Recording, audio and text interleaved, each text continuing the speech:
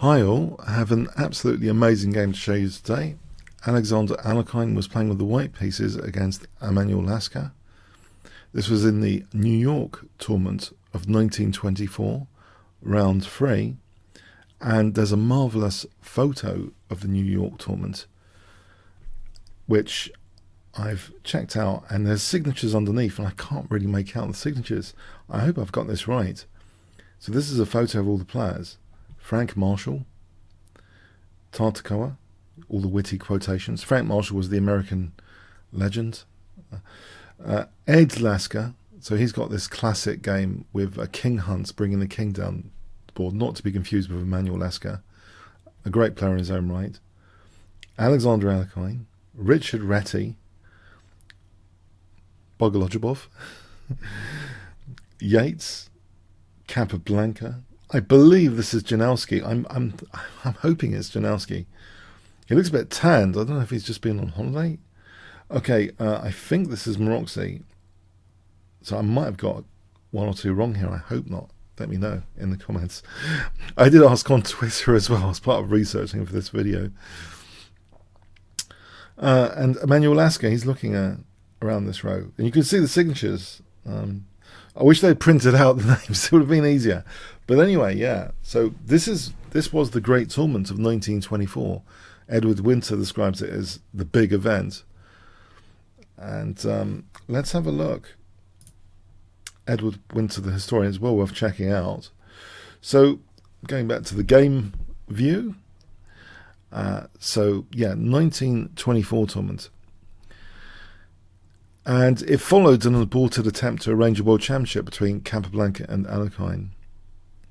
So Herman Helms, publisher of the American Chess Bulletin, Harry Latz, the general manager of the Hotel Alamac in New York, and Norbert Lederer, the secretary of the Manhattan Chess Club, set about organising a tournament to rival the Cambridge Springs 1904. So it took place in the Hotel Alamac from the 16th of March to the 18th of April 1924. So you saw the participants there. Let's have a look at this game. D4 from Alexander Alekhine. We have D5, very, very solid from Lasker. C4, E6, knight F3, knight F6, knight C3. Pretty solid position. Knight BD7. C takes, D5, E takes, and now bishop F4. This is quite trendy nowadays, putting the bishop on F4. Lasker plays C6. We have E3. And now a very, very interesting dynamic move already, knight H5, trying to grab this bishop. If black gets the bishop without counterpart, as we've seen from especially the neural network Stoffley's, that can be really damaging. A dark square bishop, or a light square bishop without the counterpart, can be really damaging. Is it worth it for white to lose that bishop here? Alekhine thought maybe his dynamic potential was good with bishop D3. In the modern high-level grandmaster game, we have seen bishop G5, as in Nakamura against Aronian in Paris 2016, and the bishops got exchanged off, and yeah, white castled queenside, and it was a bit of a struggle actually. Eventually Nakamura won in 61 moves. Okay, so here Alekhine thought go for the double pawns, dynamic play. Doesn't matter about the dark square bishop. So we have knight takes F4, E takes, bishop D6. Some light square weaknesses to have to protect that pawn. Both sides castle. Rook E8, queen C2. Knight F8 protecting H7. Knight D1. And then we have F6. F6, so that's depriving white's use of the E5 square. Volunteering some weaknesses, but white really maybe isn't in a position right now to exploit that. Knight E3, bishop E6, and now knight H4. This is interesting because there is a kind of weakness of the last move of this move. It's looking at a sort of attack, but it is neglecting a bit D4. And in fact, this next move by Emanuel Lasker shows he's interested in using his dark square bishop. And in fact, after B4, bishop B6, the knight just retreats back, so a little signal of a mini defeat there, actually, putting the knight back. Or is it?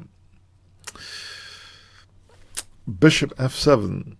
is played. And now b5, so a minority attack. Is a minority attack good when the opponent has the bishop here? We have bishop h5, so hitting this knight. And in fact, it encourages, well, it's difficult to move the knight without dropping d4. It encourages another pawn move from Alexander Alekhine, g4. We have bishop going back to f7, so very provocative, just to create some weaknesses. We have b takes, and now rook c8, so pinning that pawn. A great way of doing that. Queen b2, b takes c6. So in terms of structural damage, I mean, normally the minority attack would be isolating this pawn, and that could be a problem, and the backward pawn could be a problem. But with the bishop pair, especially this dark square bishop without the counterpart, is it so easy here for white? We have f5, and this also does seem to weaken the dark squares. That diagonal looks a little bit sensitive here. We have queen d6, knight g2, and in fact the bishop reroutes, bishop c7, rook fe1. And we have h5 just trying to undermine white's kingside, and already this looks a little bit scary actually, doesn't it? We have h3. If white took, bishop takes, it looks nasty. But now, yeah, amazing dark square move actually, knight h7, to try and get rid of this defender of h2 with knight g5. Alekhine's position here looks to be rather bad. This looks so bad on the dark squares that bishop without the counterpart is a major issue, it seems here. Rook takes, we have rook e1, rook b8, queen c1, and now campaigning further for getting into h2 sometimes. So knight g5. We have knight e5. This seems to be a very interesting tactical move though, to try and undermine g5. Is it going to solve all of white's problems magically? If knight takes g5, queen h2 check, king f1, and f takes here, this is really quite strong, because if queen takes, the strongest move for black, can you see what black would play here? Well, black could play the check and take on g2, but also even stronger is just to play rook b2, threatening checkmate because it cuts the king's escape squares. So here, that's desperate. It's desperate. That's not very good. If that happens, yeah, just to put it on the board, yeah, that'll be end of the game basically. But also, yeah, queen h1 check and take your knight is also pretty good. So yeah, it's very dangerous position. So knight e5 was chosen, and in fact, Lasker just takes that. He goes with that, and we have here. Queen takes g5, but now e4, and again the position looks rather unpleasant. Lasker's managed to get rid of the f3 defensive knight, and f6 threatens checkmate. Okay, g6 is played to parry that. Black could have also had the queens off with queen takes maybe, and black's still kind of better, but g6 was chosen to parry that mate threat. f4. If g takes h5 here, then queen h2 check and rook b2 threatens that mate with queen h1 again.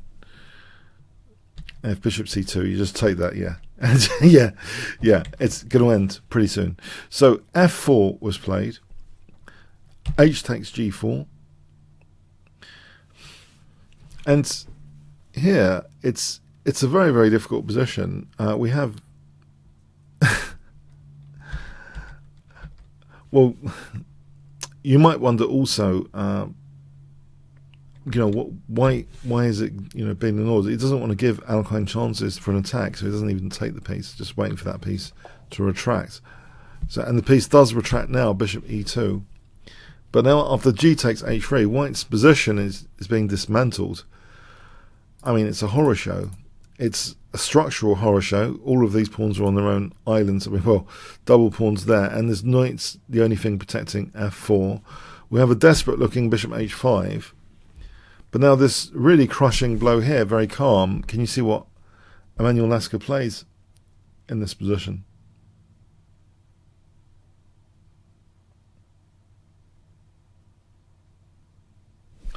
Yeah, he just calmly plays rook b2, so he's threatening with that pawn there. Rook takes g2. So there's no time for anything like bishop takes g6, because rook takes g2 check, and that's the end of white's fun there. So yeah, knight h4, and f4's going now. Queen takes f4. White took, bishop takes, and the game ended here. Yes, Alekhine got completely and utterly destroyed, completely wiped out in this game. He completely underestimated the dark square bishop, the weak dark squares in this position, and his attack was totally overly committed. He might as well have played the King's Gambit. It was that committed. It was unbelievable. This was total destruction, and it shows Emanuel Lasker at this period in time, 1924. He was devastating in this tournament, absolutely devastating. The accuracy of this game you will not believe. Put the game score of this game into Stockfish 11 or check out the accuracy. It's something like only 9 average centre pawn loss for black. If the game continues here, by the way, bishop g4, bishop g3, forking the rook and knight. Yeah. So Alekhine inaccuracies like, the average centre pawn loss is about 32, but for Lasker it was only like 9. He played like Stockfish or something. This is 1924. They say on ChessGames.com he's one of the best to have survived the test of time from the era. Super, super strong player. In the standings, he actually won 13 games in this tournament, only lost 1, drew 6. So he got 16 out of 20, ahead of Capablanca, 14.5 out of 20, with 10 wins, 1 loss but 9 draws. So Lasker was far more decisive. Alexander Alekhine, 12 out of 20, 6 wins, 2 losses. This brutal, brutal one, 12 draws.